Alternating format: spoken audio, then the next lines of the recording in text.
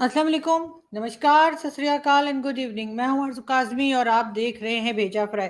जी हाँ, भेजा फ्राई के नए एपिसोड के साथ हम हाजिर हैं और इससे पहले हम न्यूज़ की तरफ चलें, आप सबसे रिक्वेस्ट है कि जिसने भी चैनल को सब्सक्राइब नहीं किया है, प्लीज़ चैनल को ज़रा सब्सक्राइब कर लीजिए।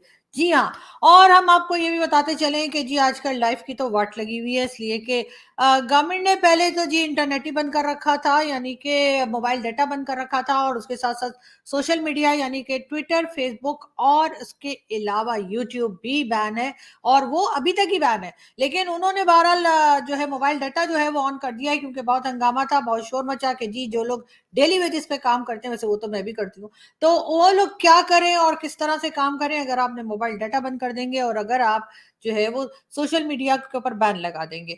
तो गवर्नमेंट ने जी 2-4 दिन के बाद जो है वो कहना चाहिए कि जो मोबाइल डाटा है वो तो ऑन कर दिया है, लेकिन सोशल मीडिया अभी भी बंद है और ट्विटर, फेसबुक, यूट्यूब जो है वो पाकिस्तानी नहीं चला पा रहे। अब आप लोग कहेंगे कि अजीब बात है कि मतलब नहीं चला पा रहे, उसके बावजूद रोज़ाना ट्वीट्स भी हो रही हैं, वीडियोज़ भी लग रही हैं, तो और बाकी की बक-बक, झक-झक भी कर रहे हैं। तो जी उसका रीज़न ये है कि एक वर्ड होता है जुगाड़।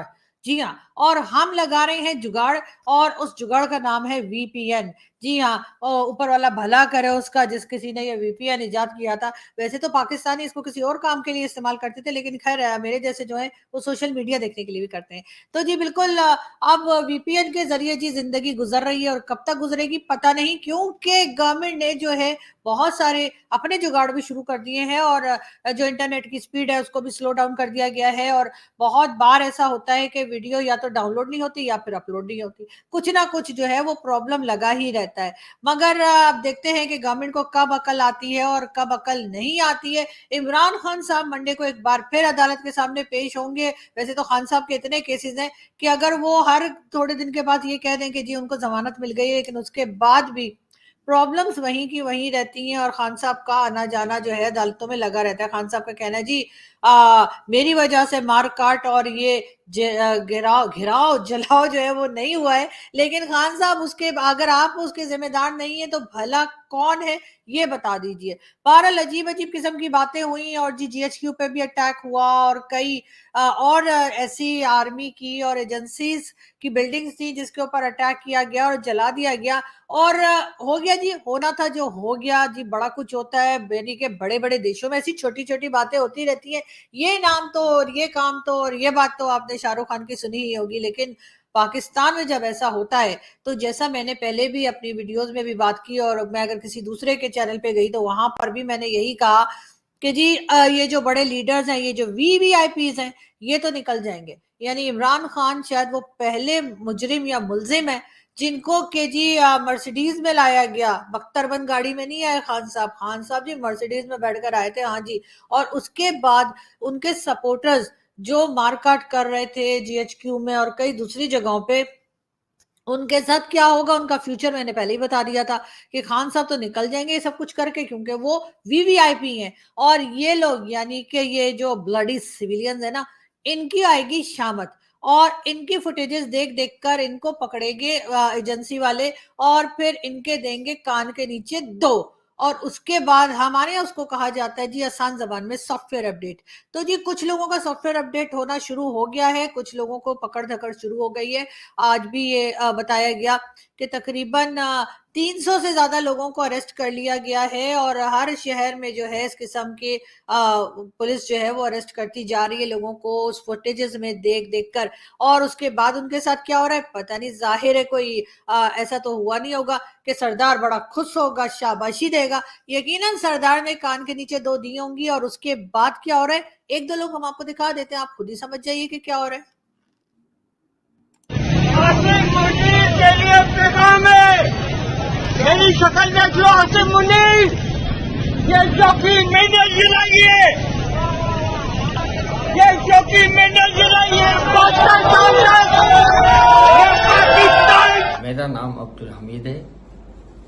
मैंने 9 मई को सारे फैसल पर वाक़े रेंजर की चौकी को पीटीआई क़यादत के उकसाने पर नजर आतिश की थी और आर्मी की आला क़यादत के खिलाफ नारेबाजी की थी, जिसकी वीडियो मेरे बेटे हुज़ैफ़ा ने बनाई थी और मेरे कहने पर वायरल की थी, जिसके लिए मैं शर्मिंदा हूं और माफी चाहता हूं और इंसाफियों से कहता हूं कि लीडरों के बहकावे में आकर इस किस्म की शरपसंदी से दूर रहे। पाक फौज जिंदाबाद, पाकिस्तान पाइंदाबाद। अस्सलाम वालेकुम। मेरा नाम हुज़ैफा हमीद है, बल्द अब्दुल हमीद। 9 मई को मेरे वालिद ने पीटीआई की क़यादत के उकसाने के ऊपर रेंजर्स चौकी को आग लगाई और मैं उसकी वीडियो बना रहा था। इसके बाद मैंने फौज के अफसरान को गालियां दी और फिर कोर कमांडर हाउस चलने को कहा। इस पर मैं बेहद शर्मिंदा हूं और मैं अपनी दिल से माफी मांगता हूं। पाक फौज जिंदाबाद, पाकिस्तान पाइंदाबाद। जी, तो ये थे वो लोग, उनमें से यानी कुछ लोग जो हैं जिनको अब अरेस्ट किया जा रहा है और वो बेचारे जो हैं वो पाक फौज जिंदाबाद के नारे भी लगा रहे हैं। लेकिन जी ये तो पहले सोचना चाहिए था कि आप अपने लीडर्स को ठीक है सपोर्ट कीजिए, पसंद भी कीजिए, लेकिन उसका मतलब ये तो नहीं है ना कि अपनी ही कंट्री को आग लगा देंगे। लेकिन इस किस्म के लोग भी पाकिस्तान में ही पाए जाते हैं। और अब जी कहा यह जा रहा है कि पीडीएम यानी जिसका बहुत सारी जो पॉलिटिकल पार्टीज ने मिलकर गवर्नमेंट बनाई है, जिसमें पीपल्स पार्टी भी शामिल है, पीएमएलएन भी है, मौलाना फजलुर रहमान भी शामिल है। कहा यह जा रहा है कि जी मंडे को फजलुर रहमान और ये सारी पार्टीज जो है ये मिलकर सुप्रीम कोर्ट के आगे प्रोटेस्ट करेंगे और वहां पे जी धरना देंगे, बैठ जाएंगे वहां पे कुछ देर के लिए। तो अब देखते हैं कि नया कौन सा तमाशा शुरू होता है पाकिस्तान में। लेकिन बहरहाल जो कुछ होना है होता रहे। लोग तो खैर इस किस्म की चीजें हुआ ही करती हैं हमारी कंट्री में। लेकिन प्लीज मेरी रिक्वेस्ट है उन लोगों से जिन्होंने सोशल मीडिया बैन कर रखा है कि भाई सोशल मीडिया को ओपन कर दीजिए, इसलिए कि लोग बहुत परेशान हैं और लोग जो हैं वो जाहिर एक सोशल मीडिया के जरिए ही बातचीत कर रहे होते हैं और अपने काम कर रहे होते हैं। तो आप अगर किसी को कुछ दे नहीं सकते, कोई रोजगार नहीं दे सकते, उनके यूटिलिटी बिल्स आप नहीं पे कर रहे, उनके घर में राशन आप नहीं डाल रहे, उनको उनके बच्चों की एजुकेशन की जिम्मेदारी गवर्नमेंट की नहीं है, तो कम से कम गवर्नमेंट उनको जो बेचारे कमा रहे हैं, जो बेचारे काम कर रहे हैं, मेहनत कर रहे हैं, उनके ऊपर रहम करें। और आप लोग ये सोशल मीडिया के ऊपर से जो बैन है वो हटा दीजिए, क्योंकि आप लोग तो जी बड़े लोग हैं। चाहे कोई भी पॉलिटिकल पार्टी या कहीं की भी स्टैब्लिशमेंट हमारे यहाँ से आ जाए, सब लोगों ने जो है वो खूब जम के करप्शन की हुई है और किसी के पास कोई टेंशन वाली बात नहीं है। लेकिन आम पब्लिक को तो थोड़ा सा मतलब जीने दीजिए, या आप चाहते हैं कि आम पब्लिक जो है वो कुछ मतलब इसी तरीके से परेशान और फ्रस्ट्रेटेड रहे। खैर हम चलते हैं अगली न्यूज की तरफ, और अगली न्यूज पे जाने से पहले हम जी देखते हैं एक वीडियो। एक तरफ क्रोनी कैपिटलिस्ट की ताकत थी, दूसरी तरफ गरीब जनता की शक्ति थी, और शक्ति ने ताकत को हरा दिया। और यही हर स्टेट में होगा। जी ये थे राहुल गांधी जो कह रहे थे कि शक्ति ने ताकत को हरा दिया है। मेरे तो को समझ में नहीं आया कि शक्ति ने ताकत को कैसे हरा दिया। लेकिन खैर एनीवे राहुल गांधी कुछ भी कह सकते हैं, लेकिन इस वक्त हम मुबारकबाद देंगे राहुल गांधी को और उनकी पार्टी को कि जी कर्नाटका में जीत चुके हैं। और ये बात सिर्फ मैंने नहीं कही, बल्कि Indian prime minister Narendra Modi ji हाँ, उन्होंने जब उनकी पार्टी जो है वो कर्नाटका में इलेक्शन हारी, तो उसके बाद उन्होंने जो है वो मुबारकबाद दी इंडिया की दूसरी पॉलिटिकल पार्टी कांग्रेस को इस इलेक्शन पे जीत जाने के लिए। लेकिन हम साथ साथ आपको ये भी कहते चले कि पाकिस्तान के पॉलिटिशियंस को जरूर कुछ ना कुछ सीखना चाहिए इंडियन प्राइम मिनिस्टर से, और कुछ नहीं तो कम से कम आप लोग यही सीख लीजिए कि किस तरह से अगर अपनी पॉलिटिकल पार्टी हार जाए और दूसरे जीत जाए तो किस तरह से जो है मैच्योरिटी का मुजाहरा किया जाता है, और उसके बाद जो पार्टी जीत गई है उसको मुबारकबाद दी जाती है। और उसके लिए मेन रीजन यही है कि यकीनन Indian prime minister Narendra Modi के लिए अपनी Indian prime minister Narendra Modi ji के लिए अपनी पॉलिटिकल पार्टी से ज्यादा अपना देश है, और वो उससे ज्यादा कि उनकी पॉलिटिकल पार्टी जीतती है या हारती है, उससे ज्यादा इंपॉर्टेंस वो अपनी कंट्री को देते हैं। और यही वजह है कि उनकी पार्टी अगर हार भी गई है तो उसके ऊपर उन्होंने हंगामा नहीं कर दिया, उनके लोगों ने टायर नहीं जला दिए, बिल्डिंग नहीं जला दी, गाड़ियां नहीं जला दी, बाइक्स नहीं जला दी, हंगामा नहीं कर दिया, ये नहीं कह दिया ये तो धांधली हुई है, हम तो मानते ही नहीं। ऐसा कुछ भी नहीं हुआ, और उन्होंने उल्टा उन लोगों को मुबारकबाद दी जो उनके मुकाबले में जीत गए थे। मेरा ख्याल है कि पाकिस्तान के पॉलिटिशियंस को, पाकिस्तान की एस्टेब्लिशमेंट को बहुत कुछ इंडिया से सीखने की जरूरत है। अब अगर इसके ऊपर आप मेरे खिलाफ जो है वो गद्दारी का मुकदमा करते हैं या गद्दारी का फतवा जारी करते हैं तो कर दीजिए सानू की। खैर, हम चलते हैं आगे और हम आपको जी अगली न्यूज की तरफ चलते हैं, और साथ साथ हम आपको ये भी बताते चले कि जी इमरान खान साहब का कहना है कि मैं दोबारा भी जेल जाने को तैयार हूं। तो खान साहब, आप तो पहली बारी में जेल नहीं गए, आपने तो एक बार भी जेल जाने से जो है इनकार कर दिया, और इस कदर रौला मचाया, इस कदर आप रोए पीटे कि अब आपका ये कहना कि जी मैं जेल जाने को तैयार हूं, कुछ अजीब सी बात लगती है। बिलावल भुट्टो जरदारी, जी हाँ, बिलावल भुट्टो जरदारी जो कि पाकिस्तान के फॉरेन मिनिस्टर हैं, उनका कहना ये है कि जी जो पार्लियामेंट है वो सुप्रीम है और हर एक को पार्लियामेंट के आगे सर झुकाना होगा। ये कहना है बिलावल भुट्टो जरदारी का। बहुत अच्छी बात है सर, लेकिन ये सर अगर आप आर्मी का या एस्टेब्लिशमेंट का, एजेंसीज का कह रहे हैं तो हमें तो ऐसा नहीं लगता, क्योंकि जब से पाकिस्तान बना है तब से लोगों ने ऐसा नहीं किया, तो अब क्या खाक करेंगे। लेकिन बहरहाल एक हम वीडियो देखते हैं जिसमें खान साहब जो हैं वो पता नहीं क्या बोल रहे हैं। देखिए ISPR साहब, मेरी ज़रा गौर से बात सुनना। आप जब पैदा भी नहीं ना हुए थे तब मैं अपने मुल्क को दुनिया में रिप्रेजेंट करता था। जी हाँ, ये थे इमरान खान साहब जो डीजी ISPR से कह रहे थे कि जी सुन लीजिए, जब आप पैदा भी नहीं हुए थे ना, मैं तब से जो है ना वो अपने मुल्क को दुनिया में रिप्रेजेंट करता था। तो खान साहब, वो तो आप क्रिकेट खेलते थे ना, इसके साथ में चवले तो नहीं मारा करते थे जब अब इस वक्त आप कर रहे हैं।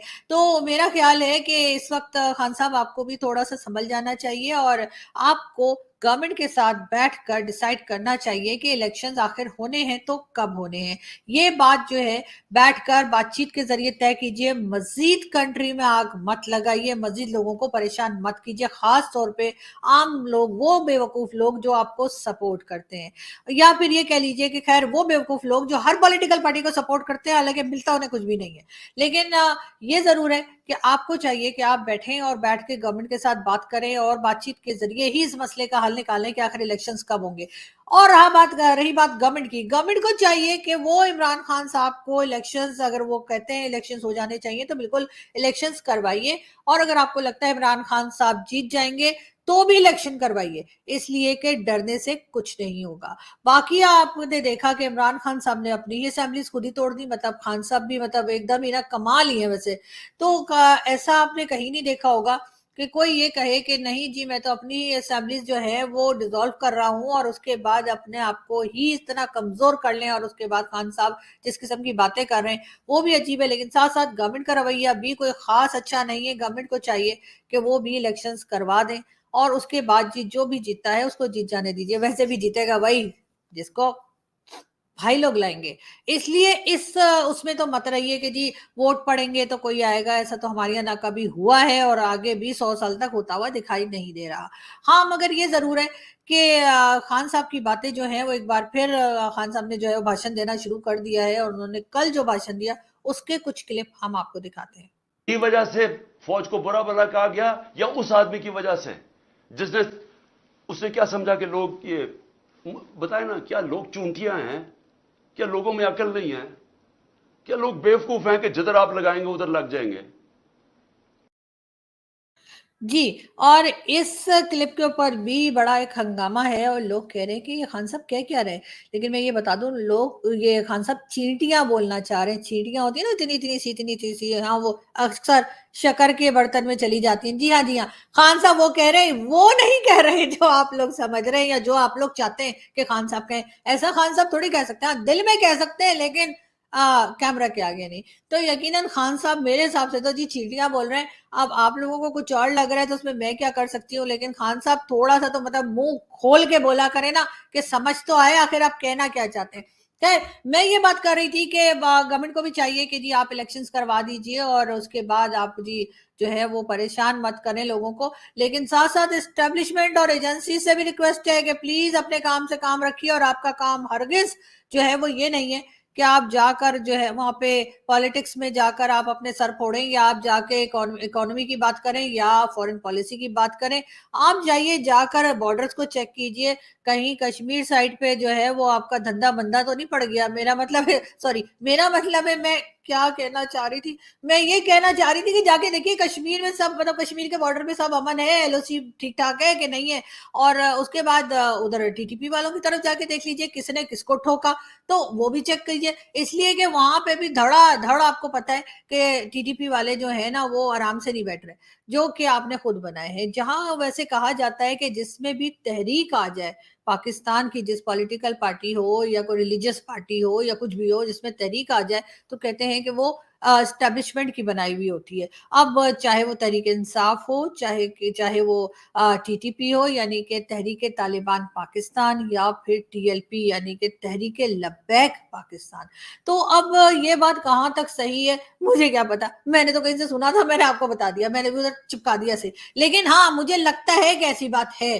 जी हाँ, जी हाँ, बिल्कुल। और इसी वजह से ये भी शोर मचा हुआ है कि खान साहब ने जो मार काट और खान साहब के लोगों ने जो दम मचाया है, उसके ऊपर खैर इमरान खान तो साफ मुकर गए हैं, और उनका कहना है जी मेरा कोई लेना देना नहीं, पता नहीं कौन लोग थे, कहां से आए थे, चेक करवाइए। तो जाहिर है कि जब चेक करवाया जाएगा तो आम पब्लिक ही जो है वो फंसेगी, आम पब्लिक ही अरेस्ट होगी। और ये वो लोग हैं जो चीजें चोरी कर रहे थे और आग लगा रहे थे, मार काट कर रहे थे, यहाँ तक कि इतने जालिम हम लोग हैं कि एक केपीके में जाकर और कई सौ बकरों को आग लगा दी। मतलब उन बेजुबान लोगों ने क्या, मतलब उन बेजुबान बकरों ने आपका क्या बिगाड़ा था, लेकिन उनको आग लगा के मार दिया। एम्बुलेंस में से पेशेंट को निकाल के बाहर खड़ा कर दिया और एम्बुलेंस को आग लगा दी। ये कौन सा प्रोटेस्ट हो रहा था, ये कौन से इलेक्शंस की डिमांड हो रही थी, समझ नहीं आ रही। बार बार कई क्लिप हमने ऐसे भी देखे इंडियन मीडिया पे भी और सोशल मीडिया पे भी, जिसमें कि इमरान खान के सपोर्टर्स ये कह रहे थे कि जी इमरान खान को कहा जा रहा था कि जी हम तो कई बांग्लादेश बना देंगे, और इस किस्म की बातें की जा रही थी। मतलब आप लोगों को शर्म नहीं आती, आप लोगों ने किस तरह से बांग्लादेश के लोगों को तंग किया कि वो तंग होकर आपसे अलग हो गए, और उसके बाद आप कह रहे हैं कि आप कई बांग्लादेश बना देंगे। मतलब अजीब व गरीब किस्म के लोग इस रीजन में रहते हैं, खासतौर पे पाकिस्तान में, जिनकी बातें सुनकर हर बात अफसोस भी होता है लेकिन हैरानगी भी होती है कि पता नहीं क्या कह रहे हैं और क्या कहना चाहते हैं। खैर, हम इमरान खान को एक बार फिर सुन लेते हैं। जीती है, जिसको प्राइम मिनिस्टर बनना चाहता था, चाहिए था, उसके खिलाफ मिलिट्री एक्शन कर दिया, मुल्क गवा दिया, तबाह करवा दिए, 90,000 हमारे फौजी कैदी बन गए। मुल्क को नुकसान आप अंदाजा भी नहीं लगा सकते कितना हुआ। बंद कमरों में फैसले होते हैं, छोटे से थोड़े से लोग बैठ जाते हैं जिनको पता ही नहीं बाकी दुनिया कैसे चलती है, वहां बैठ के फैसले कर लेते हैं। क्या उन फैसलों का नुकसान होता है वो भी नहीं पता चलने देते। उनकी जब हमूद रहमान रिपोर्ट लिखी गई, पाकिस्तान में शाया ही नहीं होने दी, वो इतनी ताकत थी उनकी। 25 साल के बाद हिंदुस्तान में शाया होती है। मुल्क कैसे नहीं चल, समझना चाहिए कि ईस्ट। जी, इमरान खान साहब ने बिल्कुल सही कहा कि बंद कमरों में फैसले होते हैं, और खान साहब आपको 2018 में लेकर आना है, आपको प्राइम मिनिस्टर बनाना है। ये फैसला भी बंद कमरे में हुआ था। उस वक्त आपने कुछ नहीं कहा कि आप मना कर देते, आप कह देते कि नहीं जी, इलेक्शन में अगर मैं जीता, यानी कि बिल्कुल ऑनेस्ट तरीके से अगर मैं जीता, एकदम साफ शफाफ इलेक्शन हुए और मैं जीत कर आया, तभी आऊंगा, ऐसे नहीं आऊंगा। लेकिन नहीं, उस वक्त तो आपको शेरवानी पहनने का बड़ा शौक था। एक तो आपको शेरवानियां पहनने का बड़ा शौक है, एक शादी की शेरवानियां, दूसरा प्राइम मिनिस्टर की शेरवानी। आप हर वक्त जो है ना वो शेरवानी में परेशानी नजर आते हैं। तो जी बिल्कुल, आपने जो है वो शेरवानी पहनने में जल्दी दिखाई, और उसके बाद आपने आके ये भी कहा कि जी हमसे तो मुल्क संभाला नहीं जा रहा, और हमें तो कुछ समझ में नहीं आ रहा कि किस तरह से जो है वो ये सब चीजें चलानी है या चलानी चाहिए, क्योंकि आपको अचानक से गवर्नमेंट मिल गई। और अब आप जब हटा दिए गए हैं तो आप धड़ाधड़ एजेंसीज के नाम ले रहे हैं, और उसके बाद आप आर्मी ऑफिसर्स के भी नाम ले रहे हैं, कुछ के ले रहे हैं। लेकिन असल बात यह है कि जो आपको बात करनी चाहिए वो तो आप कर ही नहीं रहे, आप तो ये बता ही नहीं रहे कि वो लोग तो करप्शन करते हैं। आप जो हाई लेवल के हमारे ऑफिसर्स हैं उनके नाम लीजिए और कहिए, आसिम सलीम बाजवा का नाम लीजिए, बिल्कुल फैज हमीद का नाम लीजिए और कई दूसरे जो उनके साथी हैं, जनरल फैज का नाम अफजल का नाम लीजिए, सॉरी, वो भी तो कोविड के जमाने में आपके टाइम पे सर बहुत पैसा खा गए थे कोविड के टाइम पे भी। तो उन लोगों के नाम लीजिए और कहिए कि जी इन्होंने करप्शन की है। बताइए कि इन्होंने अपने लोगों को, जो रिटायर्ड आर्मी ऑफिसर हैं उनको जी इन्होंने जो है एम्बेसडर्स लगा दिया है कई जगह पे, और बहुत सी ऐसी भी जगह है जहाँ पे इनको सिविलियन जॉब्स पे लगा दिया है। तो ये बात कीजिए कि इधर नहीं होना चाहिए, करप्शन नहीं होनी चाहिए, और साथ साथ ये भी बताइए सर कि किस तरह से आपको सपोर्ट करके लाए और आपने दो दो बार जो है वो बाजवा साहब को एक्सटेंशन जो आप दे रहे थे वो किस लिए था, मतलब एक्सटेंशन पे एक्सटेंशन, एक्सटेंशन पे एक्सटेंशन, और बाद में भी आप तैयार थे। जब बाजवा साहब गए उस टाइम पे भी आप कह रहे थे कि हाँ ठीक है एक एक्सटेंशन और मिल जानी चाहिए। तो सर आप सिर्फ ये कह रहे हैं कि जी इस वक्त जो गवर्नमेंट है या जो दूसरी पॉलिटिकल पार्टीज हैं उनको हटा दो और मुझे ले आओ, लेकिन इस सब में जो दूसरी पॉलिटिकल पार्टीज हैं उनका रोल भी कोई खास इंप्रेसिव नहीं है। वो भी सिर्फ यही बातें कर रहे हैं कि जी इमरान खान को ले आए और हमें हटा दिया, हमारे पर केस कर दिया, ये और बातें कि उन सब पे केसेस खत्म होते चले जा रहे हैं, मगर फिर भी बात यही की जा रही है। वो भी इस बारे में कोई बात नहीं कर रहे कि जी इन लोगों की कौन से करप्शन के केसेस हैं और इतने बिजनेसेस क्यों हैं हमारी आर्मी के, और डीएचए हो, कॉर्नर के प्लॉट हो, चाहे दुबई कनाडा के फ्लैट्स हो, उसके ऊपर तो कोई बात ही नहीं कर रहा। लेकिन ये बात जब आप लोग करेंगे, जब आपकी ये बात करने की हिम्मत होगी, शायद तभी हम ये मानेंगे कि आप चाहते हैं कि जो एस्टेब्लिशमेंट है उसका रोल जो है वो पॉलिटिक्स में ना हो। अदरवाइज तो हमें यही लग रहा है कि जी साहब आप सिर्फ अपने आप को ऊपर लाने के लिए, अपने आप को दोबारा से एज अ प्राइम मिनिस्टर के तौर पे लाने के लिए ही ये सब कुछ कर रहे हैं, वरना तो और तो कुछ हमें लगता नहीं कि आप कोई खास उसके ऊपर आपने काम किया हो या आप उसके लिए वाकई में सीरियस हो।